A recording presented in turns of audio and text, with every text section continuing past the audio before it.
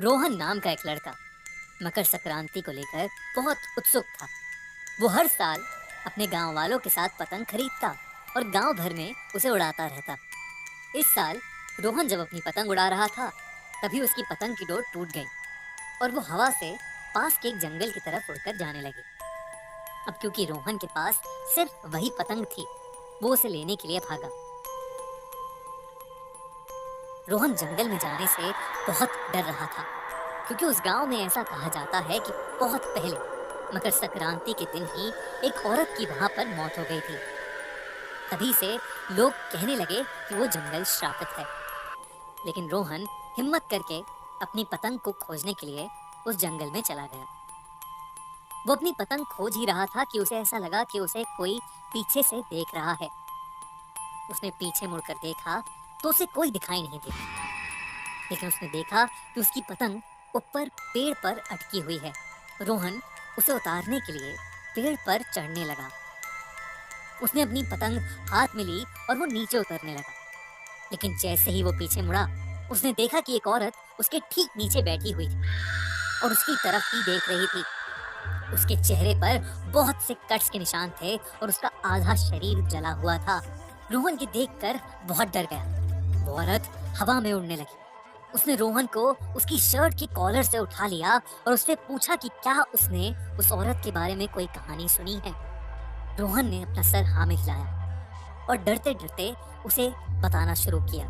कहा जाता था कि तुम हर साल खूब ढेर सारे पतंग खरीदती थी और उसे हरीलाल किसान के खेत में फेंक देती थी। हरीलाल जब महीने भर शहर का काम करके वापस लौटा तो उसने देखा कि उसका खेत प्लास्टिक की वजह से बंजर बन गया है। गुस्से में आकर हीरालाल ने तुम्हें पतंग के धागे से जंगल के किसी पेड़ के साथ लपेटकर आग लगा दी थी। उसी के अगले दिन तुम्हारी लाश मिली और उसी के 3 दिन बाद हीरालाल की भी मौत हो गई। और लोग कहते हैं कि हीरालाल को तुमने मारा है। बस इतना पता है मुझे। चुड़ैल ये सब सुनकर बहुत गुस्से में आ गई। उसने रोहन को जमीन पर पटक दिया और रोहन की पतंग में लगी डोर से उसने उसे पेड़ पर बांध दिया। वो चुड़ैल रोहन से कुछ कहने लगी। इस पेड़ से हीरालाल ने मुझे बांध कर चलाया था, लेकिन तेरी कहानी झूठी है। हीरालाल एक इंडस्ट्रियलिस्ट था और उसकी इंडस्ट्री से बहुत सारा प्लास्टिक और कचरा नदियों और जमीनों में जाकर मिलता था। नदियों के बगल में किसान खेती करते थे। पानी में केमिकल्स और प्लास्टिक मिलने की वजह से उनकी फसल बर्बाद होने लगी। मेरे पिता भी एक किसान थे, जिन्होंने फसल बर्बाद होने के सदमे में आत्महत्या कर ली थी। ये देखकर मैंने हीरालाल के खिलाफ आवाज उठाई, लेकिन हीरालाल ने मुझे इसी पेड़ से बांधकर मुझे मार डाला और गांव में ये झूठी कहानी फैला दी। उस दिन के बाद से मैंने कसम खाई कि मैं हर उस इंडस्ट्रियलिस्ट और हर उस इंसान को मार दूंगी जो प्लास्टिक का इस्तेमाल करता है। अब तू भी इसमें शामिल हो गया है, तू भी हीरालाल की तरह मरेगा।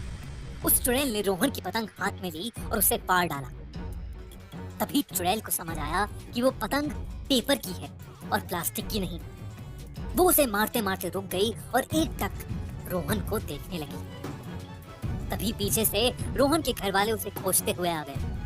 जैसे ही वो आए, वो चुड़ैल गायब हो गई। उसके परिवार वालों ने रोहन की रस्सी खोलकर उसे पेड़ से आजाद किया।